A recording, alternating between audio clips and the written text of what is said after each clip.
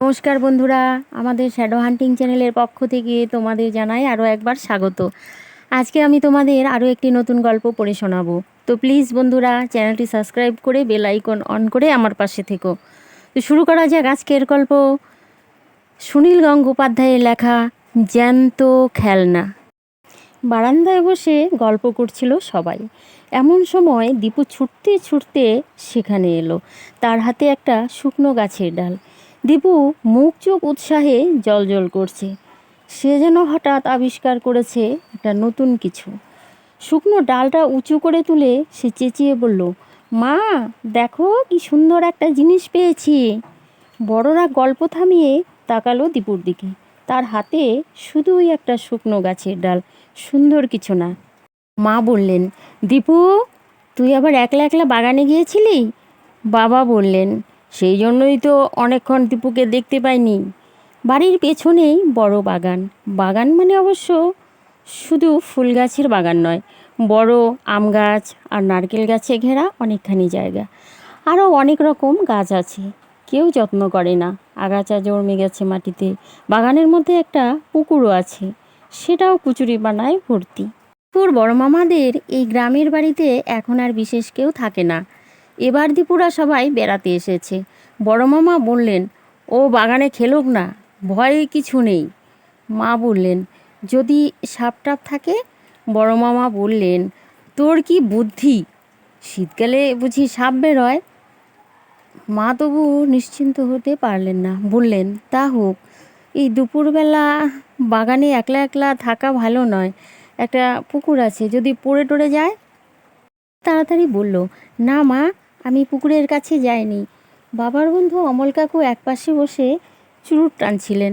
তিনি বললেন, দীপু তুমি কি সুন্দর জিনিস এনেছ। দীপু গাছের ডালটা এগিয়ে দিয়ে বলল, দেখুন অমল কাকু, এটা খুব সুন্দর না? আমি আগে এরকম একটাও পাইনি। বাবা বললেন, এটার মধ্যে আবার সুন্দর কি আছে?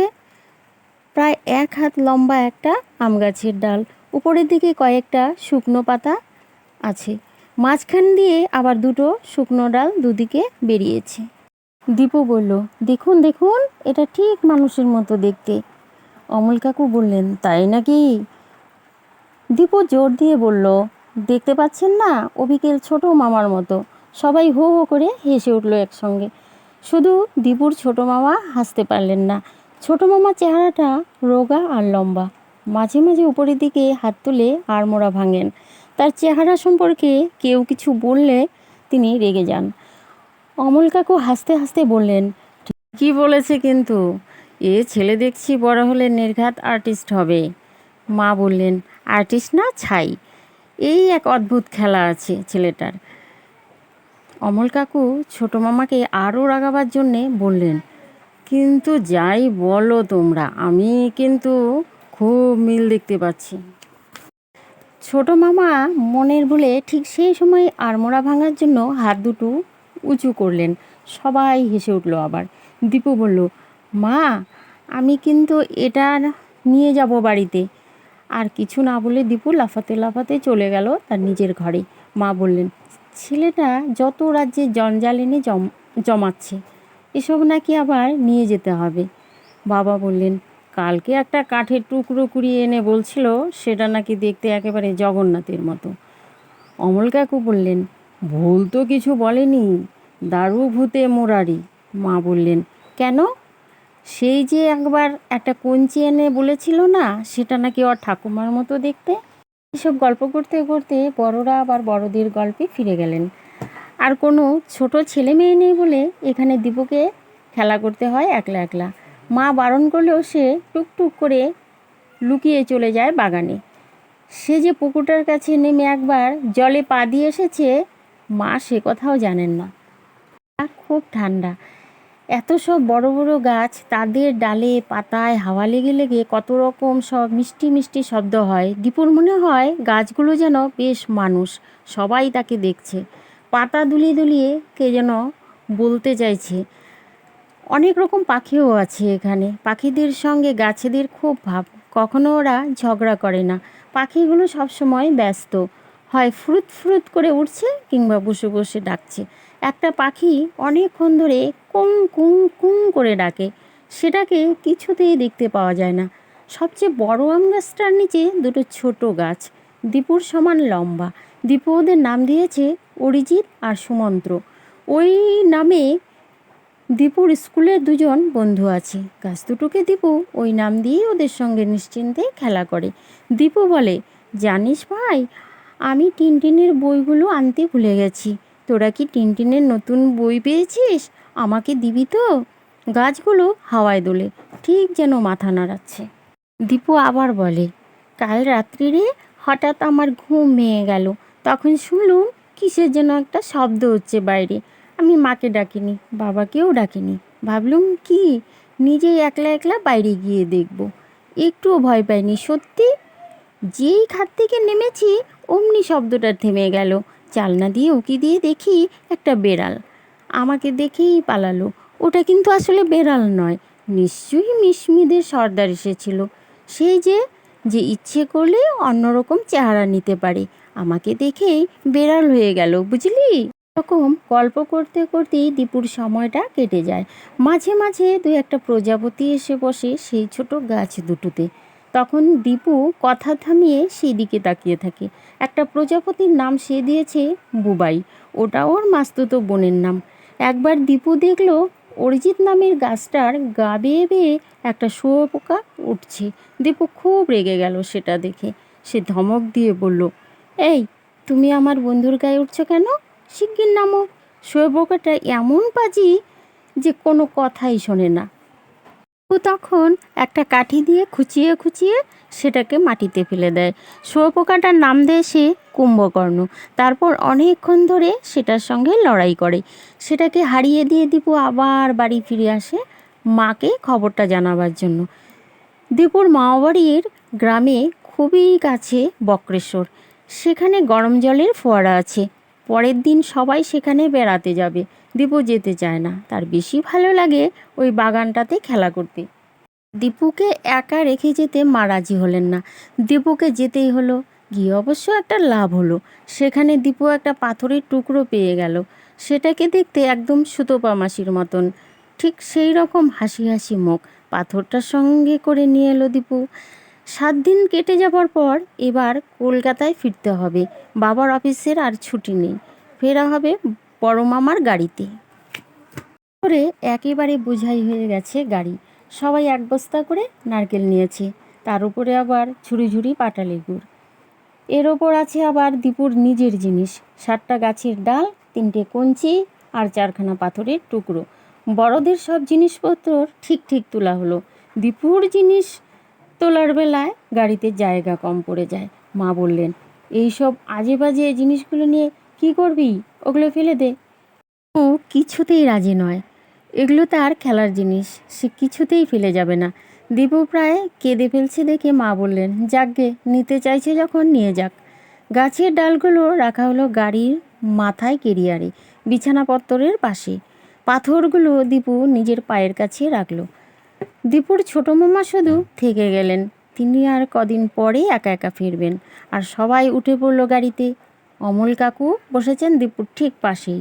পাথরগুলোতে পা লাগায় অমল কাকু জিজ্ঞেস করলেন, এই পাথরগুলো নিয়ে কি হবে দীপু? এরকম পাথর তো সব জায়গাতেই পাওয়া যায়। বলল, না, মোটেই না। এই দেখো না, এই পাথরটাকে দেখতে ঠিক ক্যাপ্টেন হ্যাডকের মতন। অমল কাকু জিজ্ঞেস করলেন, ক্যাপ্টেন হ্যাডককে? দীপু বলল, সে আছে একজন আমার গল্পের বইতে। অমল কাকু আর একটা পাথর তুলে নিয়ে জিজ্ঞেস করলেন, এটা কার মতো? এটা তো সুধোবা মাসি। তাই নাকি? তাহলে ওটা? দীপু মুচকি হেসে বলল, অমল কাকু, আপনার মতন দেখতেও একটা পাথর পেয়েছি। অমল কাকু আগ্রহের সঙ্গে বললেন, তাই নাকি? কই দেখি দেখি। দীপু একটা বিশ্রী দেখতে পাথর তুলে নিল। অমল কাকু হাসতে হাসতে বললেন, আরে তাই তো, এটা তো ঠিক আমার মতো দেখতে। দারুণ হাসতে লাগলো। বড় মামা গাড়ি চালাতে চালাতে এমন হাসতে লাগলেন যে আর একটু হলে গাড়িটা রাস্তার পাশে গড়িয়ে যেত। কেউ কিন্তু পাথরটার সঙ্গে অমল কাকুর মুখের কোনো মিল খুঁজে পাচ্ছে না। বাবা বলেন, ছেলেটা একেবারে পাগল, কী যে ওর খেলা। অমল কাকু বললেন, না না, পাগল হবে কেন? আর্টিস্ট এরকম কিছু দেখতে পায়, আমরা সাধারণ লোকেরা তা পাই না। কিছুক্ষণ গাড়ি চলার পর অমল কাকু চা খেতে ইচ্ছে হলো। গাড়ি থামানো হলো সেইখানে। চায়ের দোকানের পাশে সবাই গাড়ি থেকে নেমে দাঁড়ালো। অন্যদের হাতে চায়ের কাপ, দীপু নিয়েছে বোতলের শরবত। সেখানে একজন মেয়ে কতগুলো বড় বড় রং করা বেতের ঝুড়ি বিক্রি করছিল। অমনি মায়ের একটা পছন্দ হয়ে গেল। যে কোনো জায়গা থেকে জিনিস কেনা মায়ের স্বভাব। কিন্তু অত বড় ঝুড়িটা নেওয়া হবে কোথায়? গাড়ির মাথাতেই বেঁধে নিতে হবে। বাবা আর অমল কাকু সেটা বাধাবাধি করছেন। হঠাৎ দিবু চিৎকার করে ছুটে এসে কাঁদো কাঁদো গলায় বলল, এ কি, কী করলে? ছোটো মামার হাতটা যে ভেঙে গেল। সবাই অবাক হয়ে থমকে গেল। চায়ের দোকানের লোকগুলো পর্যন্ত অবাক হয়ে তাকিয়েছে। তারপরই বোঝা গেল ব্যাপারটা। ঝুড়িটা রাখতে গিয়ে ঠেলাঠেলিতে দীপুর একটা গাছের ডাল খানিকটা ভেঙে গেছে। বাবা আর অমল কাকু ব্যাপারটা বুঝতে পেরে হাসছিলেন, কিন্তু দীপু কাঁদতে লাগলো। কেন তার খেলনা ভেঙে দেওয়া হলো? অমল কাকু বললেন, ঠিক আছে, রাস্তায় যেতে যেতে আর একটা ডাল কুড়িয়ে নিলেই তো হবে। কিন্তু দীপু সে কথা শোনে না। সে তো যে কোনো গাছের ডাল নেয় না। এই ডালটা ঠিক ছোট মামার মতন ছিল। এটার কেন হাত ভাঙলো? ঠিক এইরকম একটা আবার চাই তার। বাবা শেষ পর্যন্ত বিরক্ত হয়ে এক ধমক দিয়ে বললেন, তুমি বড় বিরক্ত করছো, ওই রকম করলে সব কটা ফেলে দেবো। যাও, চুপ করে গাড়িতে বসো গে। ও গাড়িতে গিয়ে মুখ নিচু করে বসে রইল। সারাটা রাস্তা আর কারোর সঙ্গে কথা বলল না। কলকাতায় ফিরে আবার সব ঠিক হয়ে গেল। দীপু তার খেলনাগুলো সাজিয়ে রেখেছে নিজের ঘরে। তার স্কুল খুলতে এখনও কয়েকদিন দেরি আছে। খেলনার গাছের ডাল, পাথর, রাংতা, কাগজ কিংবা পাখির পালক, এই সব কিছুই যেন তার চোখে জ্যান্ত। সে প্রত্যেককে একটা কিছু নাম দিয়ে এদের সঙ্গে কথা বলে। এদের মধ্যে আছে নানান চেনাশোনা আত্মীয় স্বজন, স্কুলের বন্ধু, Jagannath, Napoleon, Captain Haddock, Aranyadeb, Bhim, Arjun, এইসব। দীপু অনেক সময় আপন মনে এদের সঙ্গে এত জোরে জোরে কথা বলে যে পাশের ঘর থেকে মা পর্যন্ত চমকে ওঠেন। শুনতে পেলেন দীপু বলছে, বাবা তুমি সিগারেট খাবে? দেশলাই এনে দেবো? দীপু যেন সত্যিই তার বাবার সঙ্গে কথা বলছে।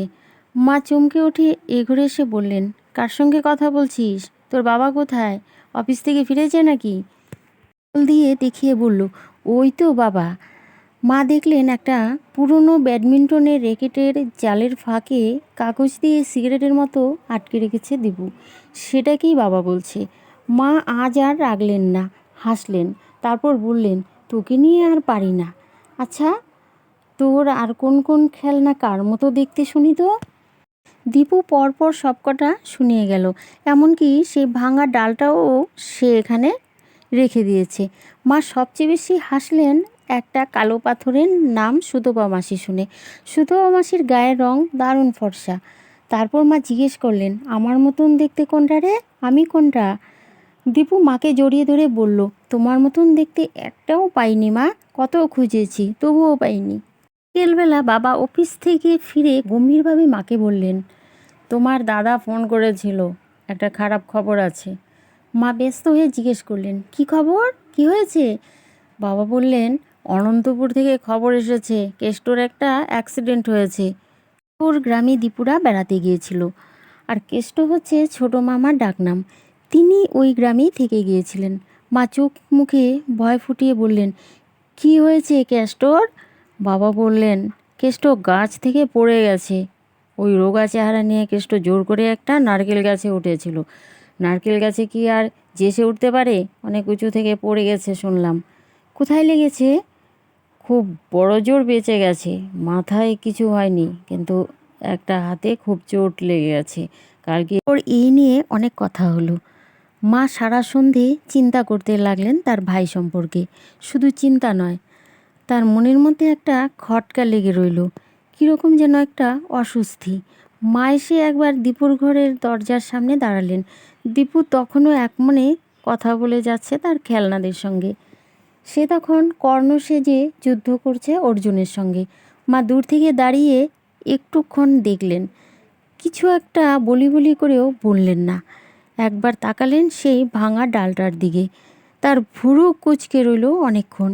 এর কিছুদিন বাদে দীপু স্নান করছে দুপুরবেলা মা রান্নাঘরে। বাড়ির ঘরদোর সব মুছছে। এমন সময় দীপুর পড়ার ঘর থেকে দড়াম করে একটা শব্দ হলো। থেকে সেই শব্দ শুনতে পেয়ে দীপু চেঁচিয়ে উঠল, কি হলো, কি ভাঙলো? কোনো উত্তর না পেয়ে দীপু ভিজে গায়ে ছুটে এলো নিজের ঘরে।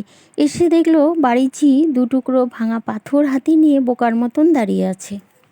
চিৎকার করে বলল, রাধামাসি, তুমি আমার খেলনা ভেঙে ফেললে? রাধামাসি বলল, কি জানি বাবা। মা বললেন ঘরটা মুছে দিতে। এই পাথরটা মেঝে থেকে টেবিলের উপর তুলে রাখতে যাচ্ছিলাম, আপনি কীরকম করে যেন ভেঙে গেল। দীপু কান্না মেশানো অভিযোগের সঙ্গে বলল, আপনি আবার কিছু পড়ে যায় নাকি? ঘর থেকে জিজ্ঞেস করলেন, কি হয়েছে, কি হয়েছে? দীপু বলল, দেখো না মা, ঠাকুমাকে দুটুকরো করে দিয়েছে। মা একটু কেঁপে উঠলেন, তারপর বললেন, এসব আবার কি অলক্ষণে কথা, চুপ কর। দীপু তবুও বলল, তোমরা কেন আমার সব খেলনা ভেঙে দেবে? মা হঠাৎ রাধামাসিকে খুব বকতে লাগলেন, একটু দেখে শুনে কাজ করতে পারো না? সব সময়ই তো এটা ভাঙছো সেটা ভাঙছো। রাধামাসি গজগজ করে উঠে বলল, একটা সামান্য পাথর, তাও আপনি পড়ে গেল টেবিল থেকে, তাতেও আমার দোষ বলো? সেদিনই সন্ধেবেলা এলাহাবাদ থেকে টেলিগ্রাম এলো। টেলিগ্রামটা পেয়ে বাবা দপ করে বসে পড়লেন। কান্না কান্না গলায় বললেন, সামনের সপ্তাহে এই মাকে নিয়ে আসবো ভেবেছিলাম, মায়ের সঙ্গে আর দেখা হলো না। এই সময় মা এত জোরে কেঁদে উঠলেন যে বাবা পর্যন্ত চমকে উঠলেন। তারপর বাবা উঠে এসে মায়ের পিঠে হাত রেখে বললেন, তুমি তো ভেঙে পড়ো না, আমার বাক্স গুছিয়ে দাও, আমি আজই রাতের ট্রেনে এলাহাবাদ রওনা হব। মা বাবার হাত চেপে ধরে বললেন, আমার ভয় করছে, আমার ভীষণ ভয় করছে। বাবা বললেন, ভয় কি, কয়েকটা দিন তুমি একা থাকতে পারবে না? মা বললেন, সেজন্য নয়, তোমার মনে আছে দীপুর খেলনা সেই গাছের ডালটা যখন ভেঙেছিল, তখন দীপু কি বলেছিল? কি বলেছিল তোমার মনে নেই? দীপু বলেছিল ছোটো মামার হাত ভেঙে গেছে যে। তারপর সত্যি সত্যি কেষ্টর হাত ভাঙল। তারপর আজই দুপুরে ও যে খেলনাটাকে ঠাকুমা বলে, সেটাকে ভেঙে দিয়েছে। বাবা ভেবাচেকা খেয়ে 1 মিনিট চুপ করে দাঁড়িয়ে রইলেন, তারপর বললেন, যা, এসব কি বলছো, এ আবার হয় নাকি? মা বেকুলভাবে বললেন, সত্যি যে মিলে যাচ্ছে। বাবা বললেন, মিললেই বা কী হয়েছে, একে বলে কাকতালীয়, এই থেকে মানুষের কুসংস্কার জন্মায়। চলে গেলেন এলাহাবাদ। এই কদিন মা দীপুকে সবসময় চোখে চোখে রাখলেন, তাকে আর বেশি খেলতে দেন না, সবসময় নিজের কাছে এনে জোর করে পড়াতে বসেন। বাবা এলাহাবাদ থেকে ফিরে এলেন কদিন বাদেই। মাথা নেড়া করেছেন, অফিস থেকে ছুটি নিয়েছেন আরও কয়েকদিন। দুপুরবেলা বাড়িতেই থাকেন, দীপুর স্কুল খুলে গেছে। বাবা ঠাকুমার একটা ছবি বাঁধিয়ে এনেছেন সেদিন সকালে। ছবিটা তার শোয়ার ঘরের দেওয়ালে টাঙাবেন। পেরেক ঠোকার জন্য একটা শক্ত কিছু দরকার, বাড়িতে হাতুড়ি টাতুড়ি নেই। বাবা ঘর সে ঘর খুঁজতে খুঁজতে দীপুর পড়ার ঘর থেকে একটা বড় পাথর পেয়ে গেলেন। এটাতেই কাজ চলবে। বাবা পেরেকটা ঠুকছেন, এমন সময় মা দৌড়ে এসে বললেন, এ কি, তুমি কি করছো, ওটা রেখে দাও। বাবা বুঝতে না পেরে জিজ্ঞেস করলেন, কেন, কি হয়েছে? তুমি দীপুর খেলনা নিয়েছো? তাতে কি হয়েছে, পাথর দিয়ে পেরেক টুকতে পারবো না? ও খুব ভালোবাসে খেলনাগুলো, ওটা যে ওর অমল কাকু। পেরেকটা তখন ঠোকা হয়ে গেছে। বাবা বললেন, ঠিক আছে, আমি রেখে দিচ্ছি। আবার ঠিক জায়গায় রেখে দিলেই তো হলো, পাথর তো আর ক্ষয়ে যায়নি। মা বাবার হাত থেকে পাথরটা নিয়ে ঘুরিয়ে ফিরিয়ে দেখলেন, তারপর বললেন, এই দেখো মাঝখানটা কীরকম খুবড়ে গেছে। বাবা বললেন, মাঝখানটার একটা চলটা উঠে গেছে শুধু, ও দীপু কিছু বুঝতে পারবে না, যাও পাথরটা রেখে এসো। মা তবু সেটা হাতে নিয়ে দাঁড়িয়ে রইলেন, তারপর আস্তে আস্তে বললেন, অনেক দিন অমলের কোনো খবর নেই, এ বাড়িতেও আসেনি। বাবা বললেন, বেশ কিছুদিন অমলের পাত্তা নেই বটে, আমিও এলাহাবাদে ছিলাম, এসেও খোঁজ নেওয়া হয়নি। মায়ের গলার আওয়াজটা এমনই অন্যরকম যে বাবা অগ্রাহ্য করতে পারলেন না। ফোন তুললেন, হ্যালো অমল। কে? প্রশান্ত? কী খবর? তোর খবর কি? অনেক দিন পাত্তা নেই। অনেক দিন খুব সর্দি কাশির জ্বরে ভুগেছিলাম। এখন ভালো আছিস? অমল কাকু সব কথাতেই হাসে। এবারেও হাসতে হাসতে বললেন, আজ এক্স রে রিপোর্ট পেলাম, বুকটা একটু জখম হয়েছে ভাই। ডাক্তার বলছে আমার ফ্লোরিসি হয়েছে। মা আর বাবা দুজনেই একসঙ্গে চেঁচিয়ে বললেন, হ্যাঁ? টেলিফোন রেখে দিয়ে বাবা একেবারে রেগে আগুন হয়ে উঠলেন। অমল কাকু তার খুবই প্রিয় বন্ধু। মা তখনও সেই বুকের কাছে চলটা ওঠা পাথরটার দিকে একদৃষ্টে তাকিয়ে আছেন। বাবা বললেন, তোমার ছেলে এই সাংঘাতিক খেলা বন্ধ করতে হবে। মা বললেন, দীপুর দোষ কি? আমরাই তো ওর খেলনাগুলো বলে জ্যান্ত মানুষের নাম নিয়ে কি অদ্ভুত খেলা, একটার পর একটা বিপদ ঘটে যাচ্ছে। বাবা রেগে গেলে আর কারোর কথা শোনেন না। দীপুর ঘরে ঢুকে সব পাথরের টুকরোগুলো ছুঁড়ে ফেলতে লাগলেন পেছনের মাঠে। গাছের ডাল, কঞ্চি ভাঙা, ব্যাডমিন্টনের র্যাকেট এগুলো ফেলতে যাচ্ছিলেন। হঠাৎ মত বদলে বললেন, ওগুলো সব আমি আগুনে পুড়ে দেব। দীপু তখন স্কুলে। তার সব খেলনা শেষ হয়ে যেতে লাগলো। বাবা তার সব গাছের ডাল আর কঞ্চিগুলো গুজে দিতে লাগলেন রান্নাঘরে জ্বলন্ত কয়লার উনুনে। ভাঙা ব্যাডমিন্টনের র্যাকেটটাও যখন উনুনে দিতে যাচ্ছেন, তখন মা তার হাত চেপে ধরে ব্যাকুলভাবে বললেন, ওটা দিও না, ওটা থাক, ওটা দিও না। বাবা সে কথা শুনলেন না। জোর করে র্যাকেটটা ভরে দিলেন উনুনে। তখনই উনুন থেকে একটা আগুনের শিখা লাফিয়ে উঠল। আগুনের জিভ ছুঁয়ে দিল বাবার পাঞ্জাবির হাতা। দাও দাও করে জ্বলে উঠল। মা চিৎকার করে অজ্ঞান হয়ে পড়ে যাচ্ছিলেন। তার আগেই কোনো ক্রমে তিনি উনুন থেকে টেনে তুললেন র্যাকেটটা। আগুন বেশি ছড়ায়নি। বাবার হাতটা শুধু একটু ঝলসে গিয়েছিল, বেশি কিছু হয়নি, মলম লাগাতেই সেরে গেছে। বাবা দীপুর জন্য অনেকগুলো পুতুল মূর্তি কিনে দিয়েছেন, যেমন বিবেকানন্দ, নেপোলিয়ান, বুদ্ধ, কৃষ্ণ, যীশুখ্রিস্ট, সৈন্য, নাবিক, শিকারী, রবীন্দ্রনাথ, শিবাজি, এইসব। অর্থাৎ